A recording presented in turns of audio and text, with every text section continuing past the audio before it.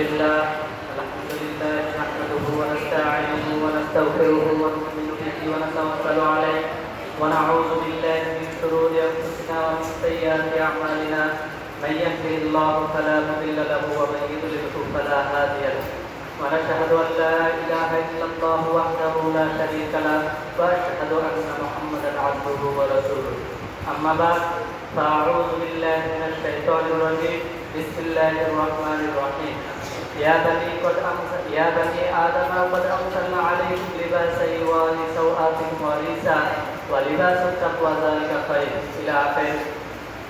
وقال النبي صلى الله عليه وسلم كل عين زانية إن المرأة إذا استعطرت فالمرأة بالمجلس فهي كذا وكذا. আলহামদুলিল্লাহ, সমস্ত প্রশংসা সেই মহান রব্বুল আলামিনের দরবারে, যে মহান রব্বুল আলামিনের অশেষ কৃপায় আমরা এই আঞ্জুমানে বসতে পেরেছি এবং কিছু কথা বলা এবং শোনার তৌফিক দান করেছে। এই জন্য শুকরিয়া আদায় করি। সকলে বলে আলহামদুলিল্লাহ। দুরূদ এবং সালাম বর্ষিত হোক সর্বকালের সর্বশেষ নবী মুহাম্মদ সাল্লাল্লাহু আলাইহি ওয়াসাল্লামের উপর। সকলে বলে সাল্লাল্লাহু আলাইহি ওয়াসাল্লাম। আমার আলোচ্য বিষয় হচ্ছে নারীদের পোশাক বিষয়ে বিশেষ উপদেশ। আল্লাহ তাআলা মানুষের শরীরকে পোশাক দিয়ে আবৃত করার জন্য তাকওয়ার পোশাকের কথা বলা হয়েছে। আল্লাহ তাআলা বলেন, ইয়া বানি আদম, হে মানব জাতি,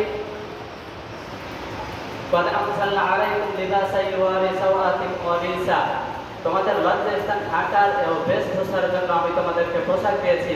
ওয়া লিবাসুত তাকওয়া যালিকা খায়র, আর পরন্ত তাকওয়ার লেবাসই হচ্ছে সর্বোত্তম লেবাস।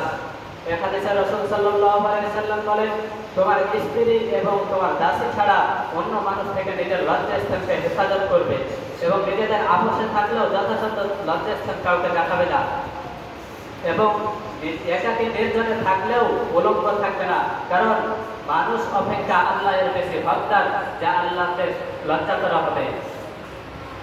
আর এই আয়াত এবং হাদিস দ্বারা আমরা এটাই বুঝতে পারলাম যে আমাদেরকে লজ্জাস্থান হেফাজত করতে হবে।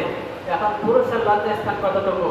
পুরুষের লজ্জাস্থান হচ্ছে নাভি থেকে নিয়ে হাঁটু পর্যন্ত, আর মহিলাদের লজ্জাস্থান হচ্ছে সর্ব শরীরেই হচ্ছে লজ্জাস্থান। কেননা মহানবী সাল্লাল্লাহু আলাইহি ওয়াসাল্লাম হাদিসের মধ্যে বলেন, মেয়ে নারীদের সবটাই অঙ্গ হচ্ছে লজ্জাস্থান গোপনীয়। কেননা সে যখন বাড়ি থেকে বের হয় তখন শয়তান তাকে পুরুষের দৃষ্টিতে পরশোভিতা করে তোলে। নারীদের পোশাকের বিষয়ে অনেক শর্ত রয়েছে, তার মধ্যে কয়েকটি শর্ত আপনাদের সামনে তুলে ধরবো ইনশাআল্লাহ। তার মধ্যে এক নম্বর শর্ত হচ্ছে পোশাক যেন সর্ব অঙ্গকে ঢেকে রাখে, যেন দেহের কোনো অঙ্গ বেগানা পুরুষের সামনে প্রকাশ না পায়। কেননা মহান আল্লাহ তাআলা তার নবীকে বলে দিয়েছেন, ইয়া আইয়ুহান নাবিয়্যু, হে নবী, কুল্লি আজওয়াজিকা ওয়া বানাতিকা ওয়া নিসাইল মুমিনিন ইদনিনা আলাইহিন্না মিন জালাবিবিন্না, হে নবী আপনি বলে দিন আপনার স্ত্রীদেরকে এবং আপনার কন্যাদেরকে এবং মুমিনদের স্ত্রীদেরকে তারা যেন চাদরের কিছু অংশ চেহারার উপর টেনে নেয়।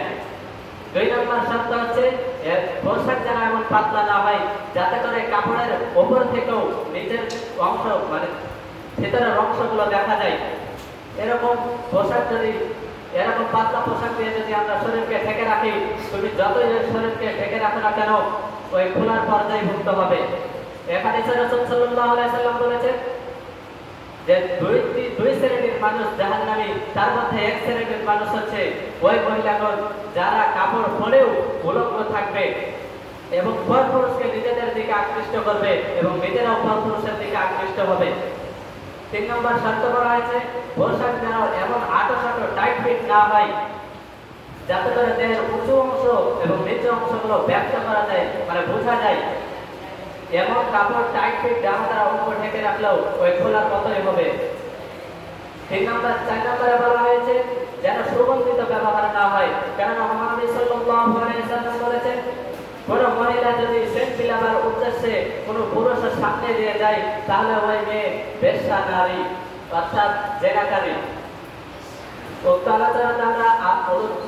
আলোচনা দ্বারা আমরা এটাই বুঝতে পারলাম যে আমাদেরকে লজ্জাস্থান হেফাজত করতে হবে এবং আমাদের মা বোনদেরকে এই পাতলা কাপড় টাইট ফিট জামা এবং সুগন্ধি ব্যবহার করে থেকে বিরত থাকার আল্লাহ তাআলা যেন আমাদেরকে তৌফিক দান করেন। এই জন্য এজন্য সকল বলেন আল্লাহ আমিন। বলে আমার বক্তব্য শেষ করছি। আসসালামু আলাইকুম ওয়া রাহমাতুল্লাহ।